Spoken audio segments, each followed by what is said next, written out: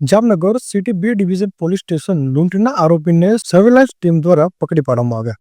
Gandhinagar railway station પાસે રિક્ષા આગળ motorcycle નાખી છરી બતાવી 700ની લૂંટ કરેલી હતી. ત્યારબાદ એટીએમમાંથી ₹9,000 ઉપાડેલા હતા. જે ગુનાના આરોપીને પકડી પાડી તેમજ તેની પાસેથી મોટરસાયકલ, એક છરી, રોકડ રૂપિયા કબજે કરેલ છે. Bureau report, Jamnagar.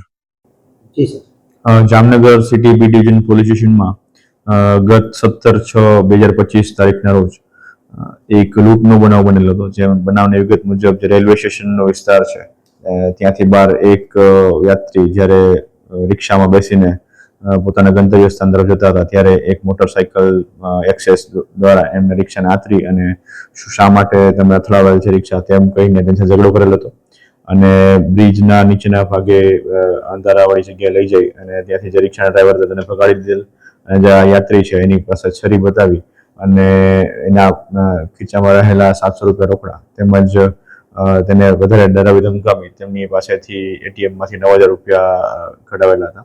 આ પ્રકારની લૂંટનો જે બનાવ બનેલો હતો તે બાબતનું ડિટેક્શન જામનગર સિટી બી ડિવિઝનના સર્વેલન્સ સ્ટાફ દ્વારા કરવામાં આવેલ છે. જેમાં 2 આરોપી જેના નામ છે રાજવીર ઉર્ફે રાજ મારકણા પટેલ અને સબ્બીર ઉર્ફે બેબો શંકર વાઘેર.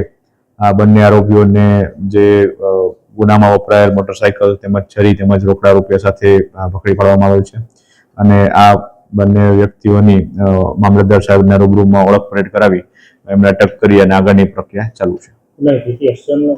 હાલ એ બાબતની તપાસ ચાલુ છે.